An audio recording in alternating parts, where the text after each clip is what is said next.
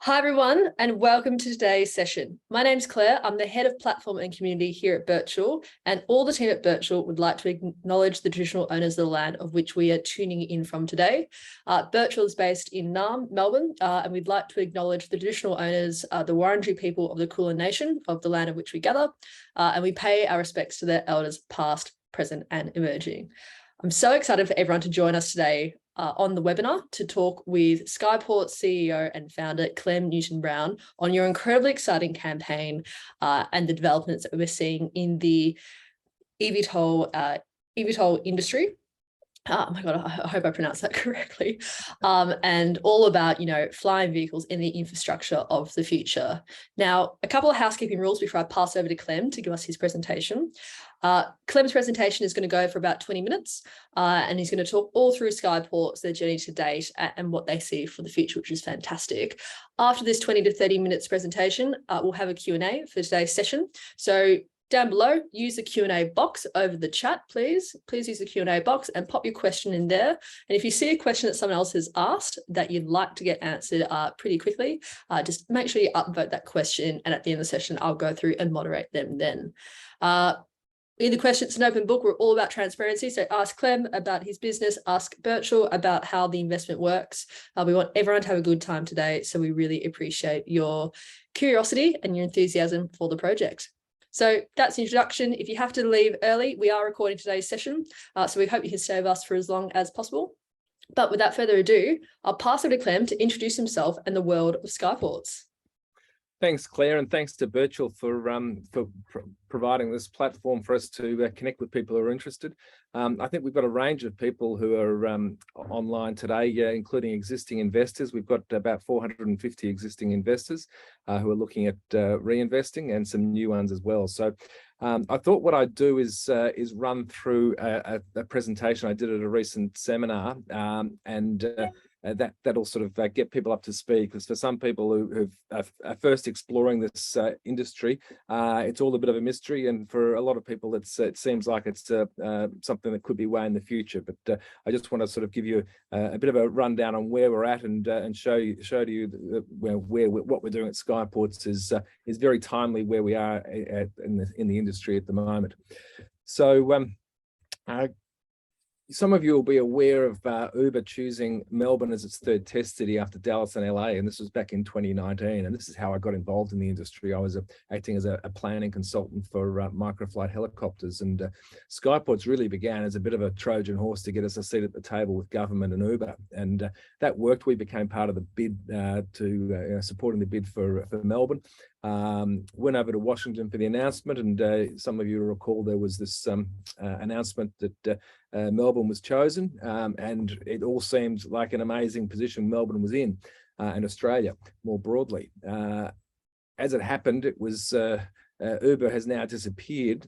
I give credit to them for kickstarting the industry, because they brought together all the people who were creating this whole ecosystem for this new revolution in aviation.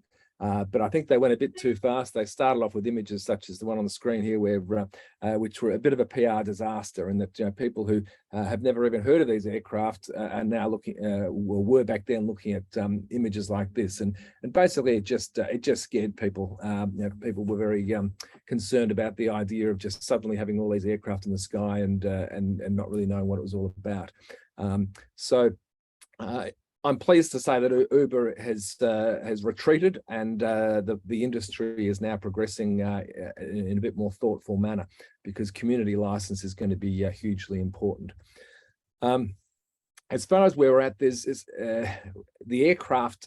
There's no doubt the aircraft are coming. We've got some of the biggest aviation players in the world: Boeing, Bell, Embraer, Airbus. They're all developing prototypes, and we've got big car companies like Hyundai and Porsche, and lots of tech investors as well who are involved. Google's got a fully autonomous vehicle that they're developing. So, in the last year or so, $10 billion went into those front runners. And there's no doubt that these aircraft, they're already in the air. You can go on YouTube and see them. None of them are flying commercially yet.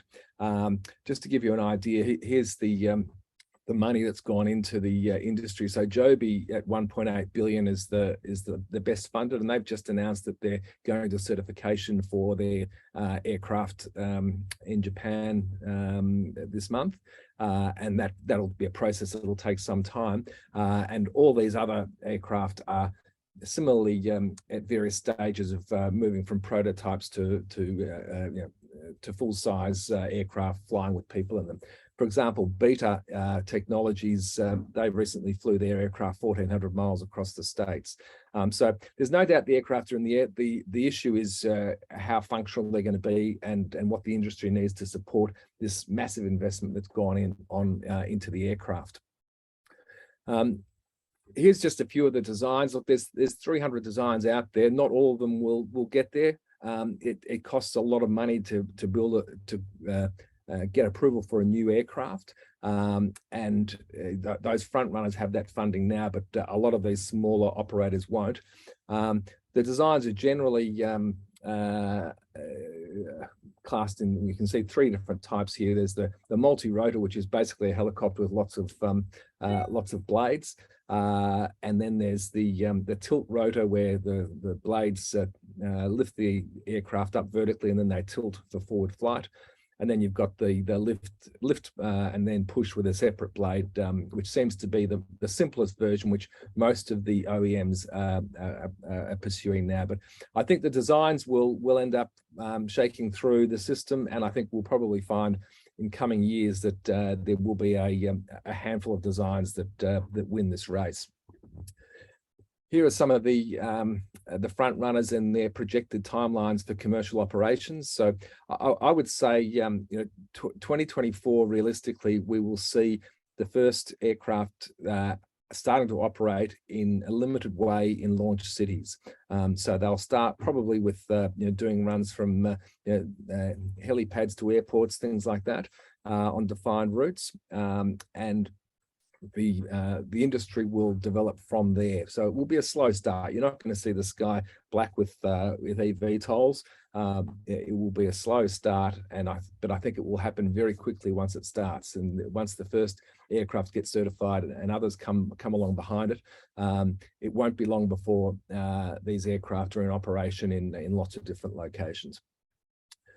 As far as Australia goes, what Skyportz is doing, we're focused on, this fundraiser is about Skyportz Australia. We're protected all around the world, but we're focusing on Australia, and no one else is focusing on Australia, which is part of the reason why that's our focus. But it is a bit harder in that we don't have a local industry in the aircraft. So we have one company called AMSL Aero in Sydney, and this is a picture from their hangar up there. And they've got an amazing aircraft which they're developing at the moment, but they're not as well funded as some of the other OEMs, and probably others will get there before they do. So as far as Australia goes, we need to attract the aircraft to come to Australia. And there's a company called Eve, which is one of the Embraer offshoots, and they've got orders of several hundred aircraft already mainly from existing helicopter operators who can see that this is the way of the future. As far as launch cities goes, Australia isn't on the map yet, and that's part of what Skyportz is trying to do, is create the ecosystem and in the environment by providing new landing sites to create viable businesses for these aircraft in Australia. So that is one of our challenges, is that we need to get the aircraft to come to Australia, and we're doing this by looking at various aspects, which I'll move on to in a moment. So as far as how to get there, state government support is hugely important, and the Victorian government has just released its policy roadmap at our summit in the last few months. So that was pretty exciting. So for Victoria to restate its commitment after being burnt to some extent by Uber some years ago. And they're putting serious money into, Swinburne has an air hub, which is creating an industry around or everything to do with advanced air mobility, and in a research capacity. And they're doing a lot of amazing stuff, and a lot of people working in that area. Other states are also doing quite a lot. Queensland's been doing a lot with drone delivery at the moment in Logan. and they're very excited about the idea of introducing advanced air mobility for the Olympics in 2032. Skyportz is on a consortium with 5 or 6 universities around Australia, and we've applied for funding for under the federal government New and Emerging Aviation Technology Support Fund. So this is a committee which I sit on as an industry representative, and we released this fund at the end of last year. We're waiting on the results of that, but there will be a lot of activity in this space supported by federal government. And the really important thing about this is that the political support that is clearly here from the federal government, from CASA, the air regulator, Air Services Australia, and from state governments and local governments as well. So the political support really needs to be there for this to emerge, and I'll explain some of the things why we need that political support. But you know, Australia's regulator CASA has a good reputation around the world, and one of the things we're trying to do is attract aircraft to come here to actually certify in Australia, which will speed things up and give us a bit of a toehold, I suppose, in the early days of the industry. Existing helicopter operators are going to be very important. They're naturally the operators of these new aircraft, and most of the helicopter operators in Australia have expressed interest and have put in pre-orders. What Skyportz is trying to do is create new networks and new routes for these aircraft to fly. So instead of just flying from their existing helipad to an airport or to a winery where they've got permission to land, we want to create a whole network of sites where they can activate their services with these new aircraft. So as far as what the hold-up is, the first thing that state governments need to do is tweak their planning schemes to enable vertiports to be established in new locations. So what I talk about is breaking the nexus between aviation and airports. And once we do that, it opens up the whole of the property industry to a whole new stream of income, a whole new way of attracting people to their sites, whether it be a shopping centre, an industrial estate, or a residential estate. Having a vertiport is going to be an attractor, and so the property industry is now starting to realise this, and we're doing some work with some of the property industry in trying to activate their sites. The problem we've got at the moment is that there is no such thing as a vertiport use. There's a heliport use, and generally permission for a heliport is difficult to get because of the noise impact of helicopters. I think it's about 500 meters you need to be away from any sensitive uses, which rules out most urban locations. So what we need to do is for state governments to decide, well, these aircraft are different. The community accepts them because they're quieter, they're cleaner, and from an environmental perspective, and that the community is happy to have them landing, not in your backyard. It'll be vertiports, which will be probably in commercial areas, car parking rooftops, shopping centres, those sort of things. So state governments need to tweak their planning schemes to enable that, and that's part of what I do on a daily basis is trying to advance that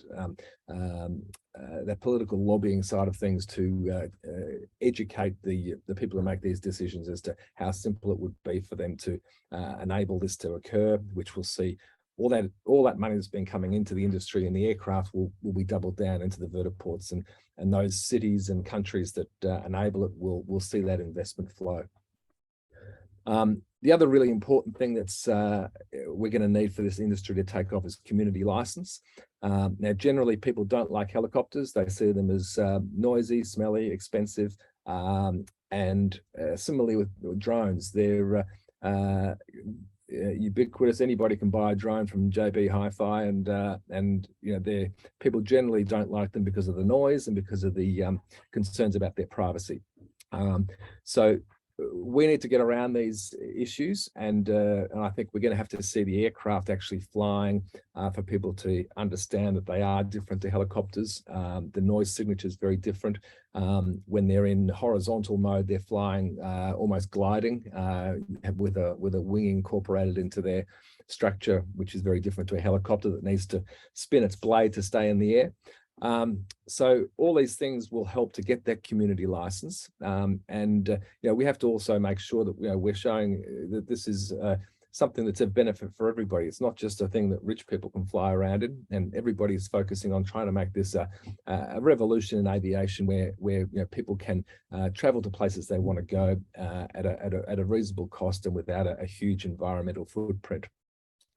Obviously there are challenges. The Segway was and is an amazing transportation machine which has not taken off, so the Segway is, I suppose, a very niche mode of transportation, and I think there's a lot of differences with this industry, particularly because there is so much money and so many players working on this, and so much government support for this as well. So I'm quite confident that we have a product which is going to be accepted, but it just may take a little bit of time. The other thing which we're doing at Skyportz, and this is the business side of things. So the other things I've been talking about, the work that we're doing there helps the whole industry. So we're trying to lay the groundwork so that we can bring this industry to Australia. The thing that we're doing, which is also helping to do that, is creating a network of potential landing sites with property partners, and that helps to show OEMs and investors that Australia is a place to invest in. And ultimately, the aim for Skyportz is that we'll be in a position hopefully in the next couple of years where a big investor will come into Australia who wants to build out the network, which could be hundreds of millions of dollars. And at that point, we are expecting that the work that we've done will be of great use and save a lot of time and money for a big investor. So that's really what the aim is to do as much as we can without spending a whole lot of money building too much stuff, although we would like to build a prototype. But ultimately, we're trying to show that Australia is the place to come, and this is the reason why. And here are the property vertiport sites to activate a network. So what we've done is on our website under the locations tab, you can see here we've got pins. So anybody who wants to contribute a property can add their site, and it comes up as a pin on the map. Now you can pinch in and out on the website, and there's about 400 or so sites so far now spread across Australia. There's probably another double what's there that I haven't yet loaded on. I'm still finalising an agreement with one of the big car parking operators. So this is something which I do a lot of speaking to the property industry and encouraging them to sign up here. So what we get is a first right to commercialise their site for aviation purposes, and we don't pay anything for that. It's turning out to be a way for the property industry to get registered and be in a position where Skyportz can bring the deal to them when it comes. Some property people say, well, why do I need to sign up to Skyportz? And the answer is you don't. But the reality of it is that when it comes to a network of landing sites, people running aircraft are going to want that network. They don't want just one site. It's a bit like if you've got a building that's got a great site for an advertising sign. Coca-Cola doesn't knock on your door and say, "Can I put it out on your wall?" They go to an advertising agency that might have thousands of sites around Australia, and they run a campaign. And so that's basically what Skyportz is doing. We're not really focusing on the aviation aspects as much. We're really a property-based startup. We've got over 400 sites there, and we've got work to do to activate those sites. But once we are able to activate them and the planning rules are tweaked, that's a massive hurdle for us to get over. And I think all the policy support is pointing to that happening. When we did our first fundraise, we didn't have all that policy support. And so things have changed significantly in the last year with the release of those documents I referred to previously, and I don't think there's any doubt that we've got the policy support, and there's no doubt the aircraft are coming, and there's also no doubt that they need vertiports to be able to realise their potential. This is one of our investors from the last round who's got a site in Moreton Bay in Queensland. So he's building a centre for advanced manufacturing, and this is he was going to put a car park on his rooftop, but we're looking at doing a prototype vertiport there, which will hopefully be part of a network which will service southeast Queensland, and there's a lot of excitement around that area because of the Olympic Games. Now, a sporting event for 2 weeks in 10 years' time is not a great basis from which to base a business, but where the upside is there's a lot of investment going on in Queensland at the moment. There's a lot of infrastructure being built. So what we're saying is if you're building a new sporting precinct or a new stadium, it would be a no-brainer that you would include air taxi vertiport stops within your development. So one of our partners, Torres Architecture, who's based on the Gold Coast, we're doing a lot of speaking with government at the moment about trying to incorporate vertiports into their plans. This was an announcement we did when I did this presentation, which was SeaWorld helicopters. So there's probably half a dozen helicopter operators that we are partnered with, and we're going to be making our vertiports available to all the operators. And what this means is that we don't really care which aircraft get through first. So there's 300 in development, there's $10 billion invested, and maybe half a dozen will get through, in a shorter period of time. Doesn't matter to us which ones get through, because we're agnostic as far as the aircraft go. We're going to be providing the sites for landing for whichever aircraft are operating. Secure parking is one of the big clients that we've got, where we're representing all their sites around Australia as a first option for activating them for aviation. And car parking garages are really quite sought after, because while they won't be the first locations that the aircraft fly, because they're generally in inner urban areas, once the industry proves itself, I think we will see the inner cities being used more and more. And car parking garages are hugely important, because they're generally where people want to go. They're the ones that have got flat roofs, where parking occurs. They've already got the structural integrity to take the weight of aircraft landing on them. And generally, the top floors of car parking garages tend to be the ones that nobody ever uses anyway. So the car parking industry is very interested in utilising their top floors of their inner city garages for this purpose. And we're looking both at drone delivery services, which are about to start in a much bigger way. In Australia, they've been happening with Google has been doing their wing delivery service in Canberra and Brisbane for the last few years. But there's another company based in Melbourne called Swoop, which is very exciting. They've been doing deliveries all around the world, and they're about to launch in a big way, doing deliveries across the bay in Melbourne, and they're able now to be delivering to other locations. So their model is not to be delivering to people's necessarily to people's houses, but they're business to business, going to sites that are set up to handle deliveries. So this slide here, anyone who's been following what we've been doing may have seen this picture. It's a design by Contreras Architecture. Now, Rafael Contreras was the lead designer on the Beijing airport for Zaha Hadid, and so he's designed this beautiful building, which is made of aluminium monocoque construction, which is modular and can be transported in shipping containers and bolted together on site.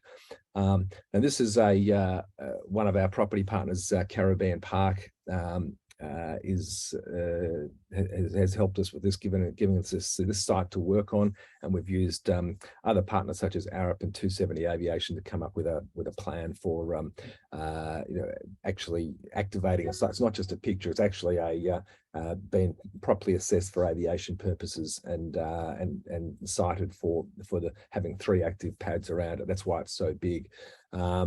our plan is a building like this would cost tens of millions to build, and at this stage, there's without any aircraft yet, it doesn't make a lot of sense to be building anything. What we are going to do though is with Torres, we're talking to modular building makers about building something smaller, a single pad that will be an elevated pad, and we're hoping that will end up being something that can be easily deployed anywhere in the world, and so that's something that we're working on at the moment, and next year hopefully we'll have a prototype, and if we can get funding to actually build a prototype, that would certainly help advance the industry. So hopefully I've got across that my excitement for this industry. I've been going at this for a number of years now, and it seems as if the work that's been done has been worth it, that we are at a place where this is real. It's not just a fanciful idea. It surprises me how some people think that it is potentially something that is a fanciful concept, because we're talking about aircraft designers and manufacturers that fly people, and we fly millions of people around the world at great speeds and great heights and safely, and all we're talking about here is a new industry using electric powered aircraft, smaller aircraft doing smaller journeys. Then it's never going to be a long range international service until we get some massive advances in electric aviation. But for this industry, in the next few decades, it's going to be short haul aviation, and it is going to revolutionize things. It's going to mean people can fly places where before they couldn't fly, and connecting regional areas is going to be a really big focus as well. It's not so much about the jumping around on city rooftops that the industry was talking about a few years ago with Uber. I don't think, particularly in Australia, that we are densely populated enough to justify that. I think it's the longer range, cutting a 2-hour journey to a 20-minute journey is the sort of thing which I think we'll be doing. So, and certainly the government support is around the policy support around connecting regional areas. So I think that's probably enough of me speaking. I've probably gone a bit long, but if we could, if there any good questions, Claire, throw them to me. Yeah, no, absolutely fantastic. And thank you for taking us all through, the developments of the industry as well, and what's been happening, behind the news of what's been developing in the background. For those of you tuning in, we've got a couple of great questions coming through already. If you have a question for Clem or for the Birchal team, please pop it in the Q&A and upvote your favorite questions to get them answered first. Clem, I suppose the first question I have for you from one of our attendees called Nicholas: do you see an opening in the market for an Uber of eVTOL? If so, are you aware of any players in that space, and have you partnered with any to deliver the service? No, look, well, Uber certainly was the instigator of this. So they saw the opportunity a long time ago. They had a white paper. It was released in 2015 or 16, I think. And that was sort of the genesis of the whole industry, even though people were working on the aircraft before then. Look, there's no doubt that a booking platform is going to be very important for the operators of the aircraft, and the potential there for ride sharing brings the cost of the flights down, and also the seamless transition between modes of transport. So absolutely, there's a whole industry around the booking system, around the air traffic management, battery charging. There's a massive ecosystem, and I suppose what I'm doing with Skyportz is focusing on a very small piece of this ecosystem, which is access to the property to enable all this technology to be used. And so with limited resources of having me and a few consultants working on this, that's our primary aim, and that's where I think we can add the most value, and that's where we're looking for our exit strategy, is that when the big investment comes, and that's where the actual operations occur, and we're not intending at this stage to be an operator of aircraft. We're looking at being a facilitator of the vertiport. Amazing, thank you so much. A question that's come through from Paul. Australia is typically behind the rest of the world when it comes to emerging technologies, an example being electric vehicles. We still don't have adequate infrastructure in place, and such a small market may take up from Australian people. Given the slow speed of electric vehicles, is it too big of a challenge to grow this market, and how long do you expect this to take to convince Australia to bring this here? Yeah, look, I think look, I was at a function at the Air Hub in Swinburne, and have a look at that online. It's a pretty amazing thing where there's investment is going in there, and there are a lot of smart people who are providing. It sort of happens very much under the radar, where I met one guy who's got this drone service that they've sold 500 already to the military in the US. So there's all sorts of things going on, but you're quite right that we are, to some extent, compared to the States, we are a little bit of a backwater, and that is one of the challenges which I've detailed in my presentation today. But I think the policy support is there at all levels of government, and real money is going into developing concepts and helping people with developing their technology. So the real advantage that they've got in the States is that there's a big venture capital sort of industry there where you can raise huge amounts of money in the States, and that doesn't seem to be so much the case here. But yeah, look, I hear what you're saying, and this is why a lot of my focus is to try to attract the aircraft to come to Australia, because I think while we've got one local developer of aircraft, I think we've probably missed the boat in terms of hoping that we'll find a whole lot of really smart people to design aircraft in Australia. I mean, that may happen, but I think it's more likely that we'll find that there's we develop manufacturing hubs for Asia Pacific in Australia, and certainly one of the OEMs has spoken to me about that. They're looking for a base in Australia, and a lot of the supporting stuff around the things like carbon fiber and electric engines. There's a company called Magnix, I think it's called, a young company that's just been funded by Victoria, and they're developing electric motors that could potentially be purchased by some of these OEMs overseas. So yeah, look, there's a lot going on, and we can really the upside is that as far as Skyportz goes, is that there's nobody else in the market doing what I'm doing, and around the world there's probably a list here. There's probably there was about 4 or 5 vertiport companies in the last couple of months. That's doubled. So everybody's sniffing the breeze now.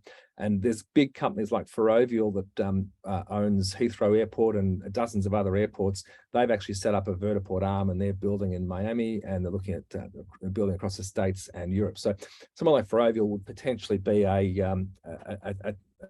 target that we would like to come in and invest with us in a big way, or even to take us over at some point in time when they're ready to take over Australia. So and there's probably 10 other potential companies as well. So I'm pretty confident that anybody who wants to come to Australia would be talking to Skyportz, because we can cut time and money by providing them with the options that we've got on the hundreds of sites we've already got, and over, if we raise some more funds, we'll be able to get more of those sites, assess them for aviation purposes, and advance things further, and maybe even get a prototype going.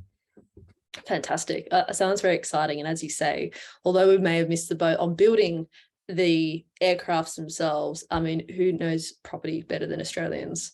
I think we'll have more of a love for the landing infrastructure there. Another question has come through, which you may be able to shine some light on, but I also appreciate this may not be your area of expertise. What is the target cost point for a typical 1-hour trip, do you think, on these aircrafts? And how do you think it compares to existing helicopter or charter flight trips? Look, the things that will bring the price down significantly is the aircraft will probably be similar to a helicopter to purchase initially, but that price will come down rapidly with mass production. So your entry cost is going to be lower eventually. The running costs are hugely less. So just an example, that Beta aircraft, when they flew a leg with a conventional aircraft flying alongside it, the fuel cost was $700 for the conventional aircraft and $17 in electricity for the other one. So that's a really game-changing difference in operating costs. The other thing is aircraft have massive maintenance schedule where you're spending a lot of money on maintenance and rebuilding engines, and you're not going to have that either with electric engines. And also you're going to have things like apps facilitating rideshare models. You're not going to have aircraft flying empty legs and things. So these things are all going to come together to bring the price down significantly. And the really big one, which will come into play eventually, is taking the pilot out, which may freak some people out, but Google's model is actually going straight to autonomy, so they'll never have a pilot in the aircraft. It'll take a bit longer for the air traffic systems to catch up to enable them to operate, but certainly CASA is redesigning our skies for autonomous flight as well. And this already happens with drone deliveries. So drones go off and they're piloted from the ground, and very much autonomous operations. So the short answer is everyone's expecting it to be significantly less than helicopter flight. And Whisk, which is the Google-backed operator, they're looking at $3 a passenger mile. And several other OEMs are talking a similar sort of amount. So this will be something where it won't be just a special occasion. I go in an eVTOL out for lunch at a winery. And I think initially that will be the market, but I think eventually when the price comes down, it will be a real option for people. Perhaps not as a daily commute to work, but as a premium service to get somewhere where the time is worth spending a bit more money. So yeah, significantly cheaper. Amazing. Thank you so much. And, sort of touching upon the piloted aircraft versus a non-piloted aircraft and influencing the pace of adoption, do you think there would be any infrastructure changes expected to accommodate this, a piloted versus a non-piloted aircraft in some of the Yeah, look, there's a lot of companies. I get contacted almost every day by people pitching ideas to me about their system's going to be the way that the air traffic management happens, and this is the way the aircraft are going to be guided, and these are the weather systems collectors you need. So it's all become I suppose it's a bit like for those of you who are old enough to know the battle between VHS and beta video recorders. And if you bought a beta video recorder, you basically bought a very expensive clock because nobody made tapes that fit the beta machine. So I think it's a similar situation. I'm a bit concerned about here is that there are so many people trying to get their space in this industry that you don't want to commit to something that is not going to be the standard. And the battery charging is another thing where that's not settled yet. There's a lot of people trying to be the electricity retailers and the various different systems. So hopefully the industry gets its act together and there will be a standard plug that all the aircraft use, a standard type of charger, but everybody's battling at the moment. So I think there's there's going to be a lot of time before we get to the point where it's settled, and I don't want to commit too soon to because I don't actually need to commit at the moment. At the moment, nobody's building vertiports. That won't happen for a bit of time. The aircraft aren't yet flying commercially, so we do have that time. So the important thing and the value add that Skyportz can add is to just get the physical space and the property relationships and the options available. What goes into the buildings and into the vertiport structures, that can all be done quite simply when we know what's required.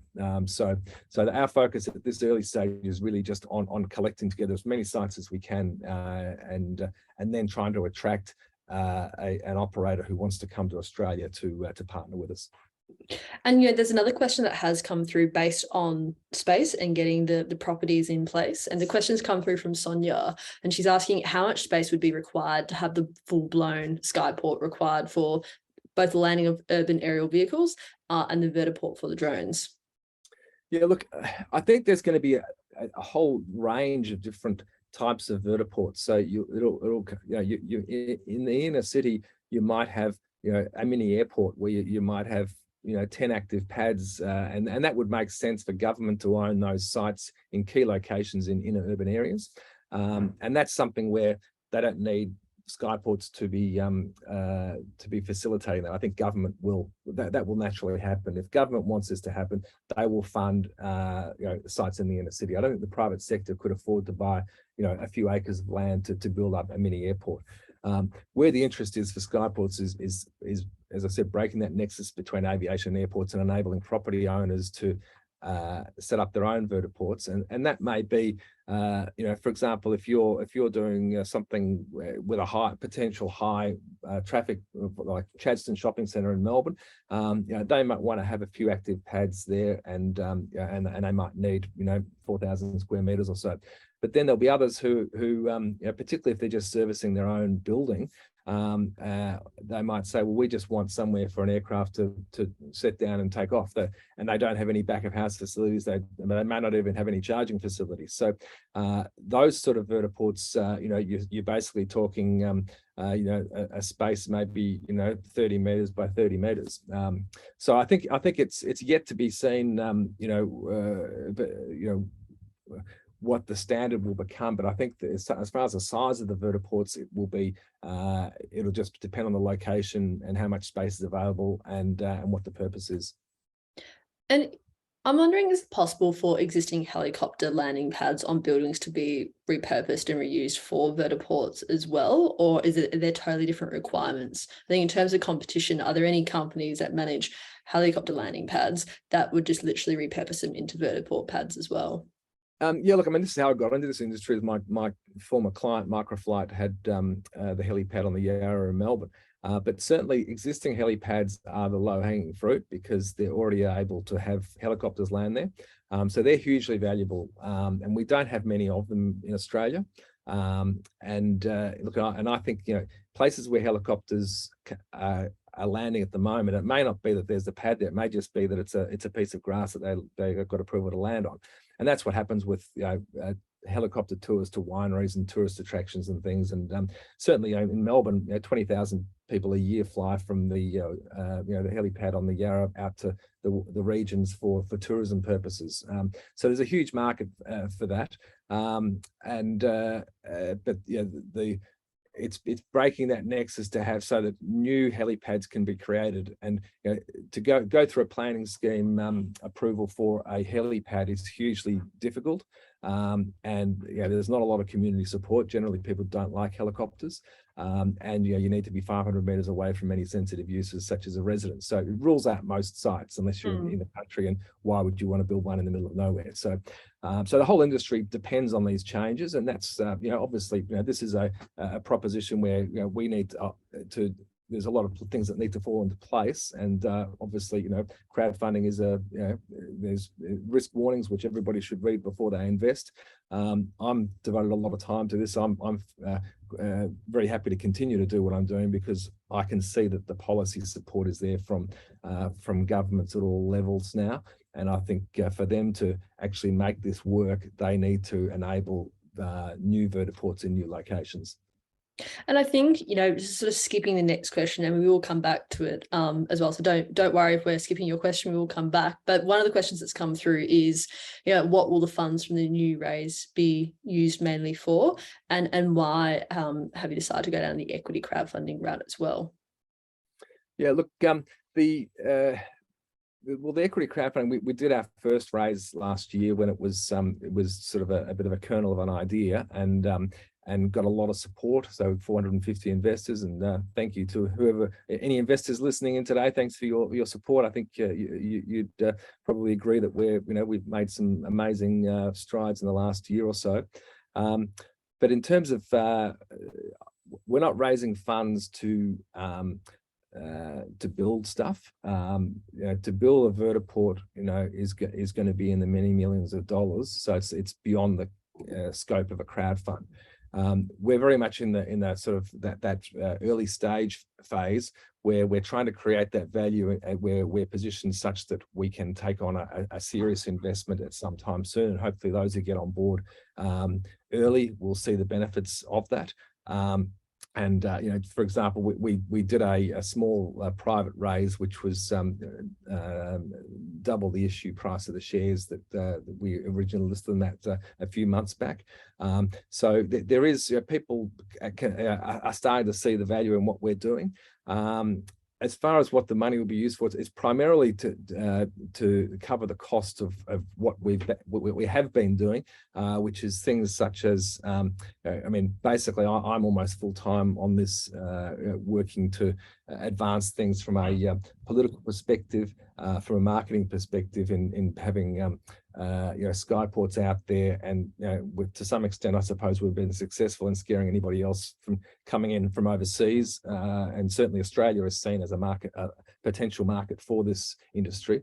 But from a vertiport point of view, if you Google Skyportz or my name, you'll see the sort of activities that we've been doing in terms of speaking at conferences around the world, and being at the forefront of the industry, also being involved in lots of different committees and forums, both in Australia and overseas, and basically being a champion of the industry and a go-to person in Australia for vertiports. So all that takes a lot of time in terms of being out on the front foot, doing a lot of stuff, such as I chair the Advanced Air Mobility Committee of the peak body here, and helped put on the summit earlier this year, and then assessing the sites. So we've got lots and lots of sites, and so speaking at property conferences, convincing people that this is something they should be involved with, and bringing in other consultants. And what we've done, we're obviously trying to do this without spending a lot of money, because you're not raising a huge amount of money from crowdfunding, and we don't want to sort of burn through it quickly without actually achieving anything. So we're pretty cautious, and basically it's we're paying for me and a few consultants when needed to do the work that I've been talking about. And what I'd like to do if we raise a bit more money is to spend a bit more time assessing these sites for aviation purposes, and making them advancing, other than just having the address, having a bit of an assessment of the sites. And look, and what I really like to do also is to get some enough funding to build a prototype. And I don't think that will come through crowdfunding, but it may be that we need to match funding with government investors. And so if we've got a bit of a pool there, we might be able to get together a prototype, which I think will help. So yeah, look, they're the sort of things we're talking about, and ultimately the aim is to get to the point where a big investor comes in and sees the value in what we're doing.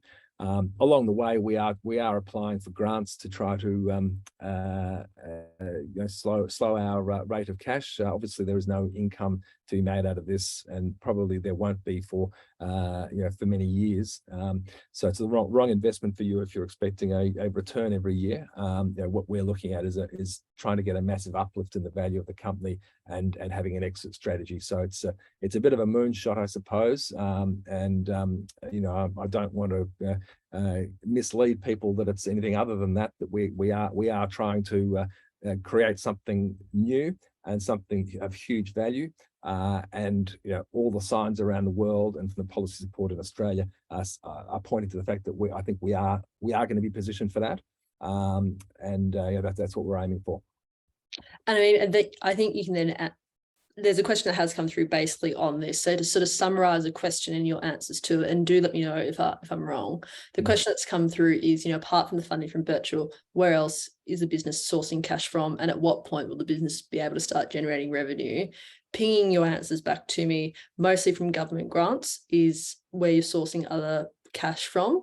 And in terms of generating revenue, that's not in the horizon really for the next couple of years. It's more, as you say, huge value add, getting everything in place, and the goal is to hope a larger investor comes along. Do you think that sort of covers most of it, or do you have some? Yeah, that's right. Look, this industry is, I mean, when it happens, it will happen quickly, but it's still we're basically we're setting out our towel on the beach and reserving our space essentially, and this is something which the aircraft in the next couple of years will start flying in a limited way. I'm trying to get them to fly in Australia, and that will certainly speed things up. And Electra Aero is one that has promised me they'll come to us second after they've launched in the States, and I'm working on others. So given the aircraft aren't even flying yet, our value add is in the vertiport network. When they first start operating, they will operate from existing aviation infrastructure. That's the easy, low-hanging fruit. So it is a longer term play. Look, I can't see that there will be a operational networks for some years, but if you're going to build out a network, you're going to need to start now. So if you're looking at, and for example, having a network in Melbourne or Brisbane, the planning really needs to start now. You're probably looking at a 5-year lead-in time to actually go through the whole process of building them. So this is why while I'm not anticipating there to be an income stream from actually operating vertiports, I'm expecting that some of these big players who are already building, such as Ferrovial, Group ADP that runs I think, one of the French airports, and a dozen others, they are actually out there actively setting up units and starting to build stuff. So I think the likely event, the trigger for income is likely to be a big injection of cash, either in terms of a partner coming in and saying, we love what you're doing, Skyportz, we want to own the Australian skies, and you've done the work to lock those sites in, and let's do this together. Or it could be a takeover situation where hopefully that's where the gamble that I've made and the investors have made will pay off. Amazing. Thank you for that. And for Wendy, your question on long-term revenues, I might put that one to the side for the moment, because I think Clem's covered his revenue strategy for Skyportz for the moment. And just talking about those partnerships, we've got 2 sort of questions that are sitting there now as our final questions, unless anyone's got anything else I'd like to ask in today's webinar. And I think it connects a little bit to your comments around partnerships. Questions from Seamus and from Richard is about, do you have details on what would be needed in terms of power supply to the space and the aircraft, where the aircraft are landed and stored? And Richard's question is do you envisage the Skyportz having maintenance facilities on site, or will fleets be flown to a remote maintenance facility? And the reason I'm sort of bundling these questions up is, number one, to ask what you sort of think the future of that is for your landing ports, but also, do you also see that's where other revenue opportunities may come in, of basically other companies sort of barnacling onto the Skyportz and running basically mini businesses on your ports as well? Yeah, look, absolutely. And look, this is one of the Caribbean Park example. It's a business park where I expect that if we can get a prototype built there, that will develop a whole precinct around support for the activities of the vertiport. So whether it be maintenance, pilot training, logistics, freight, all sorts of things. So the model very much depends on how much land you've got. So I think in the places where the land is expensive, and you're not going to have a lot of space, then you're not going to do your maintenance in Collins Street, Melbourne. You're going to go out to somewhere on the outer where you've got more space. So this is where the existing airports, and we're talking to Essendon and Avalon and Moorabbin and others in Melbourne and other airports all around Australia. But I think the existing airports are likely to be your back of house facilities, because that's where they're already set up. They've got lots of space, and yes, and that's where the the maintenance, the charging, the training, everything else will go on. For the smaller vertiports, no, I don't see that there will be those sort of activities in the smaller sites. I think we need a dense network of lots of sites just to pick up and set down. And some of those may have charging associated with them, so that you can do top-up charging while people are loading and unloading, and that would be the ideal. But I don't think if you've got enough battery life to do a network, that there may be sites where you don't even need to do the battery charging. Yeah, awesome. And that really helps clarify a little bit about how you see the network working too. We've actually got 2 more questions that come through during your answer. What about floating pontoons? Richard has asked a question about locations, but they all seem to be very, very land-based. What do you sort of see in terms of like river and harbour cities like Melbourne, Sydney, Brisbane, Perth and Adelaide? Yeah, it's a good question, Richard. You look, floating helipads. You see them around the world a lot. A lot of cities have them, and the reason they have them is because, from an aviation perspective, you're getting your approach and departures with clear air. You haven't got buildings because you've got water around you. So certainly, from an aviation perspective, I actually think that for capital cities, it's going to be the water bodies around them where you're going to be able to put not big back of house facilities with maintenance and everything else, but I think just for accessing cities, then using rivers. In Brisbane you've got a river, Sydney you've got the harbour, and I've sort of envisaged that for them, it's going to be easier for them to find sites to put floating vertiports than try to find places on the land, because you're going to be constrained from the physical environment around, and also from the impact on people as well. So we're actually doing some work with the Council of Mayors in Brisbane, which and they're interested in setting up a vertiport network there, and that's one of the things I've been talking with the Brisbane Lord Mayor's office about, is using the river is probably going to be the easiest way to do it. So the downside to that is the cost of a floating vertiport is going to be more expensive than just putting it on a building.